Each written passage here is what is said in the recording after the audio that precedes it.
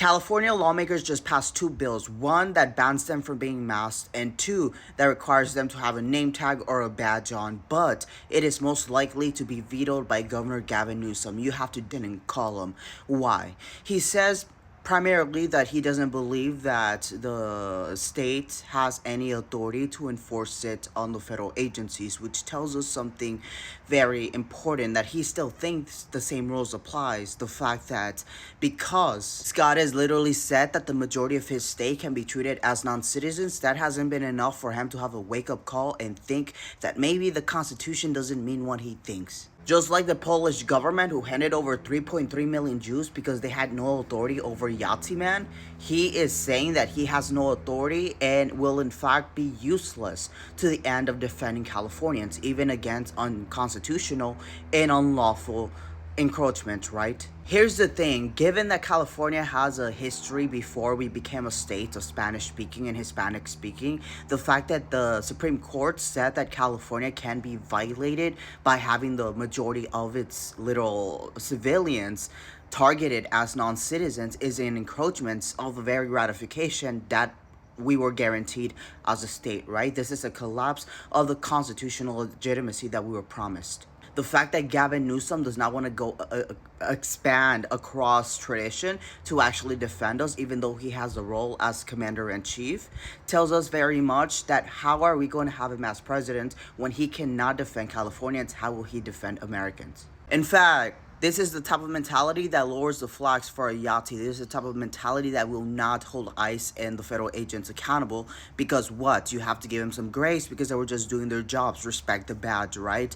And this recognition, yes, we cannot change him because he's a governor, right?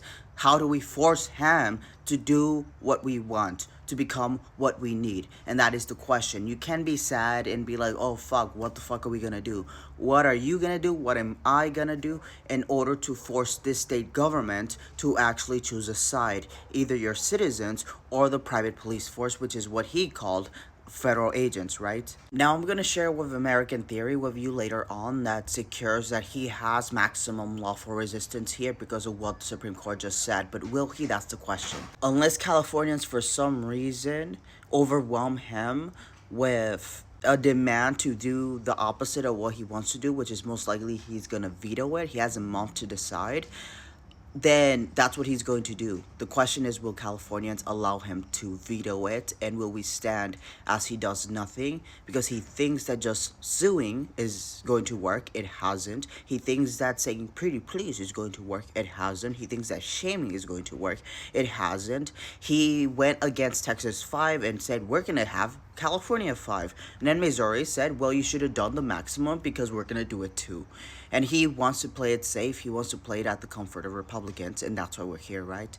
So tell me, do you want the federal agents to be forced to not wear masks, to be forced to wear name tags?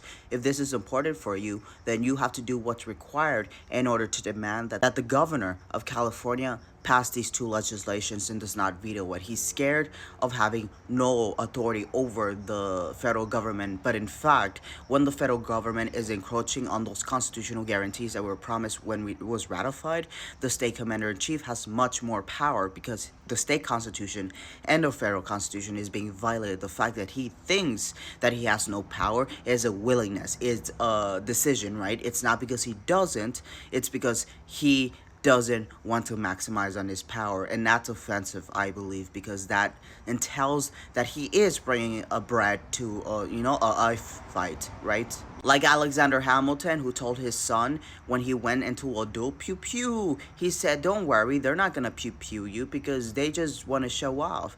And then Philip passed away because they did pew pew him. That's what Gavin Newsom is saying. We cannot do anything, but in fact the hierarchy of authority falls when that authority, which is the executive, refuses to abide by the constitutional supreme law, right? And the questionable thing becomes the Supreme Court is really helping him. So if the court says it's okay for him to commit a Holocaust, will a governor allow for that to happen? If he says it's okay for him to just detain, Latinos and then just deport them, even if they're U.S. citizens, as has happened under the Mexican Repatriation Act, over 60% of those deported were actually U.S. citizens. Gavin Newsom will do nothing. That means that we have to do something, we as Californians, But also, if we want the state to do something, we have to demand it. And you're going to be like, well, he has no power. Well, if he doesn't choose us, then he's going to choose them. And the same thing that's happening in Los Angeles, where the LAPD is beating up on protesters and detaining them and kidnapping them just for protesting, is going to happen all across California. This is what's happening. He's going to be a filter for red policy unless we demand it. Okay?